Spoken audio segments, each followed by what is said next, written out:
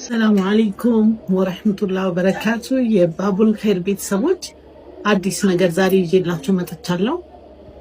እንደምታውቁት አሲያ እህታችን አንድ ፋውንዴሽን እናትም አባትም የሌላቸው ልጆች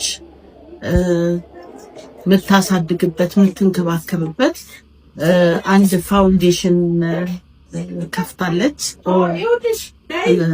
አዘጋጅታለች። ኢንሻአላህ ፈንድሬዝ አላት አሲያ። ምክንያቱም አሁን እንደምታውቁት የቤት ክራይ ውድ ነው። አላህ ካለና ከሞላላት ኢንሻአላህ ፈንድሬዝ ታደርጋለች። የራሳቸው የሆነ ቦታ ገዝተው ለመገንባት እቅድ አላቸው። ሁላችንም በተቻለን አቅም ከአሲያ ጎን እንድንቆም ነው። ጀዛኩሙላሁ ኸይር።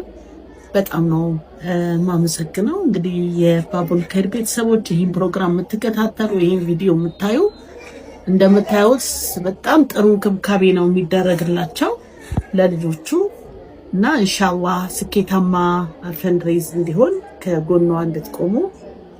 ያው ከአሲያ ጎን ቆማችሁ ማለት ከሃናን ጎን ቆማችሁ ማለት ነው። ኢንሻአላህ አላህ